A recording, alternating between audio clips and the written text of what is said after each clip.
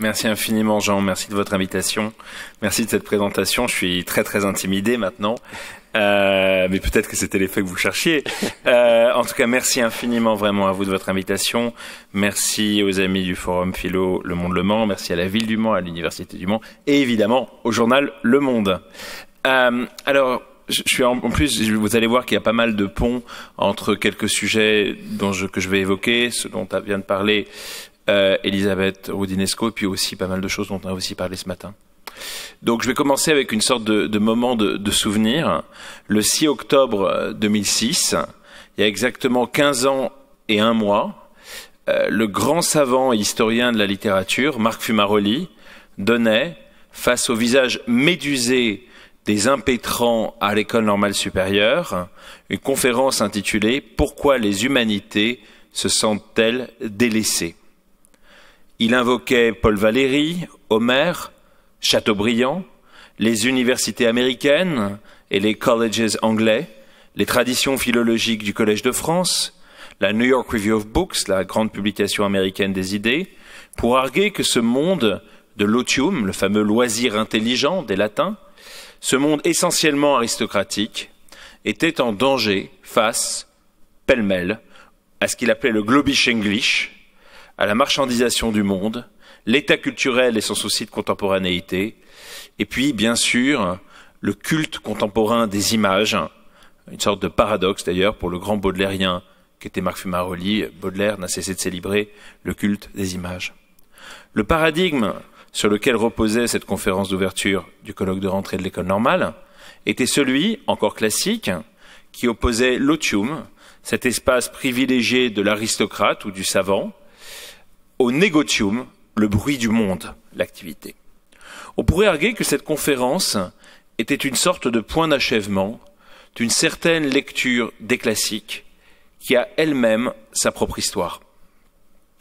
Depuis ce vendredi d'octobre 2006, Marc Fumaroli est mort, Umberto Eco est mort, Roberto Calasso, le grand éditeur polymathe italien, est mort, George Steiner, que vous aviez invité ici, Jean, en 2010, est mort, et Robert Silvers, le légendaire cofondateur et directeur de la New York Review, est mort.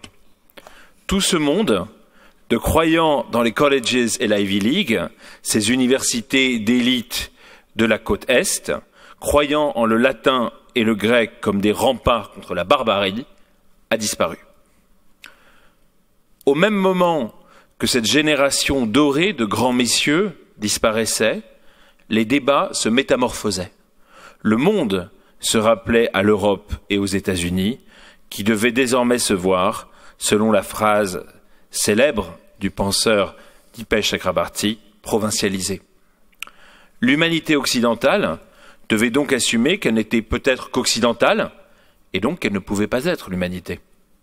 Le trouble dans le genre, que nomma la grande rhétoricienne Judith Butler, on l'oublie souvent, on parle de Judith Butler comme d'une théoricienne du genre, c'est qu'elle a une chaire de rhétorique, imposa le doute sur la parole de ce club de gentlemen.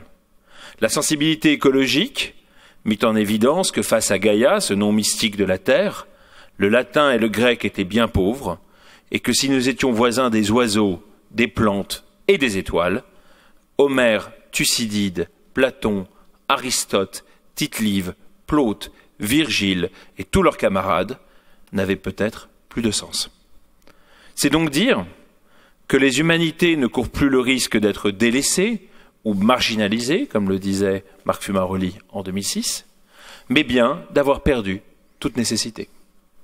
Nous nous trouvons donc face à 3 champs concomitants, le champ de l'avant-garde de la pensée, disons une sorte de conversation contemporaine, qui met en crise les soubassements mêmes d'une idéologie des humanités, le champ de la pluralisation des humanités, ce que l'on peut appeler l'ère de l'épithète, où le terme de l'humanité se voit adjoindre toutes sortes d'adjectifs, les humanités numériques, les humanités politiques, les humanités scientifiques, les humanités écologiques, comme si ces nouveaux champs se voyaient consacrés par leur propre version des humanités, et comme si les humanités devenaient plus maintenant, plus now, comme on dit, de s'ouvrir à ces différents champs. Et la troisième réalité, qu'il ne faut pas négliger non plus, c'est le retour en force d'un souci du latin et du grec, défendue par des lobbies puissants et motivés, d'autant plus que les universités notamment font tout pour les effacer. Nous trouverions donc face à un effacement, face à une dissolution et face à ce qu'on pourrait appeler un complexe de Masada. Autre facteur, l'imbrication de la question, ouvrez les guillemets, du grec et du latin et de la question des humanités, fermez les guillemets, et de la question des humanités. Là aussi, une tension. D'un côté, les humanités écologiques, numériques, scientifiques, politiques, etc. Et de l'autre, la consubstance du grec et du latin avec les dites humanités et, d'une certaine façon, et là je rejoins ce que disait Elisabeth Rodinesco, lié à une conception de notre identité occidentale. On voit bien que les enjeux touchant aux humanités ne sont pas limités à des questions disciplinaires ou au devenir du grec et du latin dans les universités qui les enseignent de moins en moins, voire au devenir, pardon de parler comme un professeur, de l'agrégation et du CAPES en lettres classiques. Correspondent à des interrogations profondes sur notre identité politique et culturelle, à nous qui vivons en Europe, par le biais de ce qui a été longtemps le plus essentiel, être humain. Car les humanités, par définition, c'est ce qui permet d'être humain, de devenir humain. Bien sûr, suivant les discours contemporains, ce qui a permis d'être humain pour les praticiens des dites humanités, ni est l'autre, qualifié de barbare, suivant une mauvaise compréhension de la tradition gréco-romaine, ni est les femmes, ni est le monde, au titre d'un primat de l'individu humain, ni est enfin toute personne n'appartenant pas aux privilèges socio-économiques de qui pouvait avoir accès à ces humanités. En gros, les humanités auraient exclu 99% de ce que l'on appelle biologiquement l'espèce humaine de l'humanité. Pourquoi donc sauver les humanités ? Ne faudrait-il pas, plutôt que s'interroger sur les humanités qui conviendraient à notre humanité, abandonner ce terme au prix d'une ouverture, voire, comme le veulent certains philosophes, d'une indistinction? Mais avant de le faire, ne devrions-nous pas nous interroger sur ce que sont ces humanités? Car on ne peut qu'être frappé par le fait que cette notion fasse si peu l'objet d'une interrogation critique. Penser que les humanités peuvent être numériques, etc., j'ai rien contre le numérique, c'est considérer que la notion d'humanité change à partir d'un corpus de savoir. Les humanités numériques, c'est le savoir du monde numérique qui permet de se guider au travers du monde. De même des humanités scientifiques portées en leur temps par Bruno Latour, selon lesquelles il faudrait établir comme un corpus scientifique pour s'orienter. De la sorte, nous avons tendance, aussi bien dans la défense des humanités que dans leur élargissement, voire dans leur critique, à les associer à un corpus de savoir qu'il faudrait avoir ingéré pour être humain. Or, cette approche, extraordinairement limitative, est historiquement fausse. Les humanités n'ont jamais été associées, au travers de toute leur histoire, à un corpus défini. On a pu, au XVIe siècle par exemple, dans ce collège de France qui leur était dédié, y intégrer toutes sortes de philologies. L'hébreu, y intégrer l'astronomie, y intégrer la géométrie. On a pu, au XXe siècle, et c'est le fondement des humanities, que l'on trouve dans les universités nord-américaines, y conjoindre ce que l'on appelait alors en France sciences humaines. Si on devait établir une sorte de curriculum des humanités, on irait ainsi de l'astrologie à l'anthropologie, de la philologie à la philosophie, de la géométrie à l'histoire ou aux mathématiques. Les philologies mêmes traiteraient du sanskrit, du latin, de l'hébreu, du grec, du japonais, du chinois, de l'acadien, et la liste continue. En résumé, les humanités n'ont jamais été un corpus clos. Nous devons donc basculer notre conception des humanités de la totalité gréco-latine qu'on a voulu lui imposer, de l'ère de l'épithète où on a entendu, consciemment ou inconsciemment, les limiter, à une approche fondée sur la plasticité. Ce n'est pas là un fait nouveau, bien au contraire. Les humanités n'ont cessé d'être plastiques jusqu'au moment où on les a essentialisées. Le modèle de la plasticité ne cesse de bouger, de se réorienter à partir d'une matière commune. Il est approprié à la définition des humanités. Si elles ont été plastiques par le passé, elles peuvent l'être aujourd'hui. Mais les humanités plastiques ne sont pas une branche nouvelle de l'ensemble. Au contraire, elles sont une manière la manière historique et donc contemporaine de les penser. Car les humanités ne sont pas définies par des savoirs. Ces savoirs ne sont pas le point de départ, mais plutôt un point d'arrivée. Dans les humanités même, il ne s'est pas agi de maîtriser le latin, mais bien au contraire d'en déduire un mode de pensée. Que penser alors des cours de langue latine, remplacés par la civilisation latine? Ne serait-il pas une déduction de mode de pensée, plutôt que de contenu de savoir? Ce serait alors nier que les humanités ne sont pas un but, mais un cheminement inlassable qui se réinvente en permanence. Dans les humanités, on n'apprend pas pour apprendre, on apprend pour accumuler un corpus de connaissances suffisant pour pouvoir les penser et pour pouvoir penser. C'est la fameuse parabole de Nietzsche, celle des transformations dans le Zarathustra dont on parlait ce matin.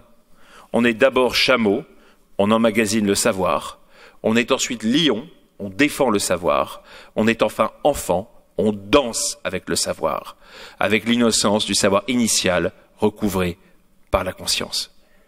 Nietzsche, qui était philologue, n'a pas contredit sa formation. Il n'a d'ailleurs cessé, jusqu'aux dernières années, d'ajouter des notes à ses commentaires de la poésie grecque archaïque et classique. Il l'a au contraire porté à sa nature méthodologique.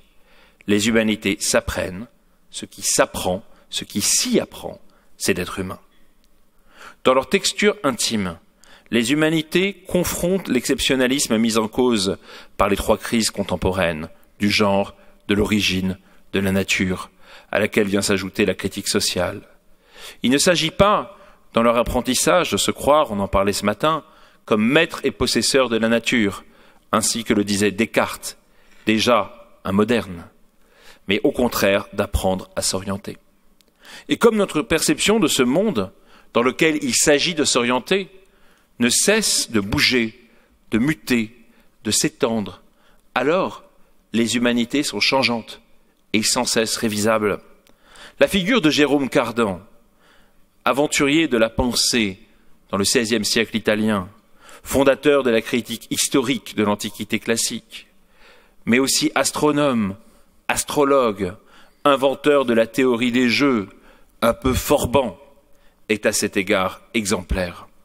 Il ne s'agit pas d'une séparation des savoirs entre eux, ni d'une séparation des savoirs du monde, ni même d'une séparation entre l'humain et le non-humain ou entre nature et culture.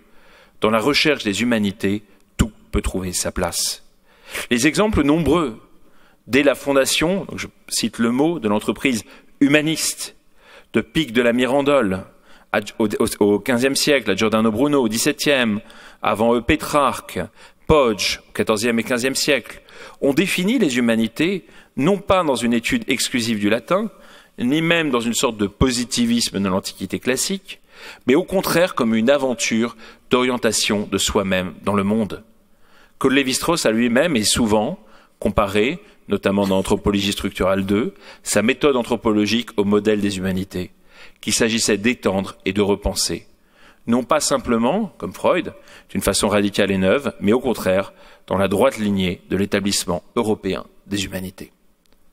En résumé, les humanités ne sont rien d'autre qu'un apprentissage de la lecture du monde qui nous entoure. Cette lecture est individuelle et elle est située. Nous sommes bien alors dans la localisation de la culture dont a parlé le philosophe indien Homi Bhabha, ce même Homi Bhabha qui a, c'est un fait pas si connu que ça, une année durant, fait cours à Harvard sur qu'est-ce qu'un classique de Sainte-Beuve. Par conséquent, le corpus qui sert à entreprendre un tel apprentissage est sans cesse ouvert. Deux malentendus peuvent ainsi s'imposer. Un premier malentendu qui serait de l'ordre du saupoudrage, soit fournir quelques éléments afin d'avoir quelques idées sur tel ou tel sujet. On offrirait donc, notamment dans les formations universitaires, tant de cours accélérés sur tel ou tel sujet. Une telle approche, même si elle a ses qualités et ses nécessités, n'est pas de l'ordre des humanités, dont l'apprentissage, je le disais, repose sur une méthode, elle-même acquise du fait d'un long cheminement au travers des matières étudiées. Elle peut les compléter comme des fenêtres ouvertes dans l'espace de méditation, mais elle ne peut se suppléer à l'étude. Le deuxième malentendu serait une sorte d'effet eureka face à ce qui apparaît comme un nouveau champ d'étude des humanités, entendu comme une fin en soi. On a ainsi pu, lors des dernières décennies, voire comme champ d'étude, outre les domaines évoqués ci-dessus, le monde visuel, cette fameuse capacité à lire visuellement, la visual literacy des anglophones. Il nous faudrait donc apprendre à lire le domaine visuel comme un alphabet en soi. Une telle approche rejoint ce culte des images de Baudelaire, mais elle ne doit pas donner l'illusion de son isolation. Car la lecture des images n'est pas séparée du texte du monde. Elle y est liée par de très nombreuses, très profondes porosités. Baudelaire l'avait compris, qui, ainsi que l'a récemment remarqué justement Roberto Calasso, a fait de l'illustrateur et du reporter Constantin Guis, le peintre de la vie moderne. Ce n'était pas, contrairement à ce qui a pu parfois être soutenu, parce qu'il aurait vu en Guis un maître à la hauteur de Manet, de Courbet, de Delacroix ou de Daumier, mais bien parce qu'il avait compris que Guis, illustrateur de mode, reporter de guerre, donnait à lire des images dans les journaux. La peinture de la vie moderne se vivait aussi dans la fraternité du texte. Guis appartenait au texte du monde dans lequel il venait s'inscrire. La lecture des images ne pouvait se séparer des lectures des livres. Ces deux aspects consorts sont perceptibles au travers de l'histoire de notre modernité, l'histoire de nos humanités, qui a associé la collection d'œuvres d'art et l'étude des textes, donnant naissance au sentiment esthétique singulier dans la contemplation de l'art et la méditation du texte. Mais au travers de cette histoire, les deux ont toujours été liés, à un tel point que l'étude du grec et du latin, dans ces humanités figées dont nous savons désormais la fausseté, donnait souvent lieu à la collection d'objets, souvent des pièces de monnaie, comme une manière de venir incarner ce qui était lu dans les textes. On l'a compris, l'enjeu est celui d'une double fluidité, celle du champ où l'on vient définir les humanités et qui change à chaque instant, et en même temps celle qui vient mettre à jour les disciplines elles-mêmes, telles que l'étude du grec et du latin. Une nouvelle génération de chercheuses et de chercheurs, travaillant dans le champ de l'histoire, de la littérature, de la philologie gréco-romaine, entend ouvrir de nouveaux champs pour leur étude. De même que la notion même des humanités évolue, de même l'angle d'approche des mondes anciens peut-il évoluer. Et il est vrai que l'on découvre, par le biais de l'histoire environnementale, de la politique des genres, voire même surtout des études post-impériales que l'on appelle pour la modernité post-coloniale, bien des nouvelles perspectives sur cette période que nous pensions aussi bien connaître. Rien n'est stable, ni du côté des études classiques, ni du côté des humanités. Hop. Je vais couper un peu parce que je respecte votre sentiment du temps, Jean. Car le cœur des humanités, c'est qu'il n'y a pas d'exceptionnalisme a priori. Si on s'ancre dans un temps plus long, et non dans les 100 ou 150 dernières années où le latin et le grec ont senti leur primauté menacée, il n'est pas de définition fixe du corpus, pas de définition figée. De la sorte, prétendre faire irruption dans le domaine du savoir, voire intégrer des éléments nouveaux sous l'allure d'un basculement de perspective, ce n'est pas pertinent dans les humanités. On ne cesse de modifier ce que veut dire être humain. Les humanités doivent donc pouvoir sans cesse être réaxées. S'il n'est pas d'exceptionnalisme a priori, il est cependant le sentiment d'une continuité et d'une tradition. Et là est le cœur des humanités. Elle s'incarne dans la lignée de celles et ceux qui ont cherché. Bien sûr, une tradition, une transmission peuvent donner l'apparence d'une linéarité, d'une continuité. Mais c'est là aussi une apparence, partiellement véridique, seulement, que certaines positions politiques, de protection plutôt que d'extension, ont tenté d'établir comme règle. Homère, Virgile et les autres n'ont pas véritablement de valeur au titre d'un texte originel. En revanche, la transmission, la transformation, les multiples itérations de leurs figures textuelles sont l'objet de notre richesse, parce que nous voyons à chaque étape les appropriations, les inflexions, les fidélités aussi. Il en est de même d'ailleurs des figures historiques, telles celles de Néron que j'avais un jour étudiées, qui donna lieu à tellement de versions différentes. De l'empereur néo-augustéen au tyran à l'antéchrist, à Néron l'arabe, mélange de Mahomet, de Satan et de Néron, dans un manuscrit du XIVe siècle, au rêve de l'artiste, au rêve de la vérité historique et au rêve de la pop culture. La localisation de la culture fait que, en Europe, en Occident, il est des traditions plus fournies que d'autres. Qu'en apparence, nous avons passé davantage de temps à commenter et à vivre Zeus et Hercule que Bouddha et Ganesh, et que donc Zeus et Hercule doivent être l'objet de notre contemplation afin de comprendre tous les gestes qui en ont composé la geste. Et cependant, tout cela est révisable, car les traditions se développent, se pollinisent, et donc toute tradition constituée mérite de devenir un objet d'intégration dans les humanités. Et que surtout, bien davantage que Zeus ou Ganesh, ce sont les méthodes de vie avec Zeus et avec Ganesh qui comptent pour nous. Comment vivre notre vie? On a parfois, au nom d'un exceptionnalisme a priori, pensé que soit les humanités étaient une formation, permettant ensuite d'entrer dans la vie active, entre guillemets, soit que, pour une minorité active de lettrés, ces humanités devaient être la poursuite d'une vie dans les monastères où l'on copiait les manuscrits. Une telle approche nie deux traits des humanités. D'abord, qu'apprendre à être humain, comme le montrait Montaigne, c'est la quête d'une vie. Qu'ainsi, être humain, ce n'est pas nier le reste du monde, s'opposer au non-moi, mais au contraire dialoguer avec la multitude du monde, venir s'insérer dans la richesse de ce qui est, ce microcosme que représentent les champs d'enquête des humanités. L'étude n'est pas le refus du monde, de même que les Romains ne voyaient pas dans l'otium la solution du négotium. Il faut accepter d'être en tension permanente entre la méditation et le monde, et savoir tenir un équilibre savant et surtout puissant entre les deux. Pour qu'un savoir entre dans les humanités, il faut qu'il sorte de lui-même pour devenir une méthode de compréhension. Il doit permettre aux traditions de se confronter afin de déduire sa propre méthode, mêlée de ce qui a déjà été accompli et, on l'espère, neuve. Car les humanités ne nient pas la nouveauté, ne nient pas l'inventivité. Au contraire, elles l'assument en conscience. Pas de fausses nouveautés, de grandes nouvelles vite éventées, le labeur tenu qui permet l'innovation. De la sorte, il n'y a pas de nécessité à vouloir limiter artificiellement un champ des humanités, une sorte de précaré. S'il existe une centralité de certaines de nos traditions, leurs bienfaits ne résultent pas de cette centralité, mais seulement des bienfaits de pensée qui nous sont délivrés immédiatement, grâce notamment à l'Internet. L'Internet n'est pas l'ennemi des humanités, qui n'ont pas besoin d'être numériques.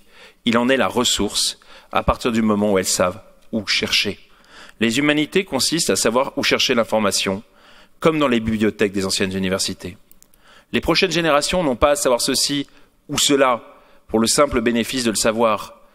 99% des savoirs accumulés au collège et au lycée, faut l'avouer, ne nous serviront pas dans notre vie. Elles ont à le savoir pour connaître le site de leur recherche, savoir où regarder dans le ciel et dans la terre, afin de lire leur propre chemin. Le être humain des humanités a pu apparaître comme la gloriole de l'exceptionnalisme humain, occidental, masculin. En réalité, son histoire est autrement traversée par de multiples mouvements, de son passé le plus ancien, Ovide dialoguant avec les barbares du Pont, nouveau poète, à sa vie la plus récente, Édouard Glissant apprenant le latin avec Ovide, qui devait lui inspirer le recueil Faste et nourrir une partie de sa pensée métamorphique, connue aujourd'hui sous le nom désormais célèbre de créolisation. Les humanités n'ont cessé de se réinventer avec chaque personne qui les entreprenait. Pourquoi ne pas continuer cette aventure? Surtout qu'elle est, à chaque étape, révisable. Merci.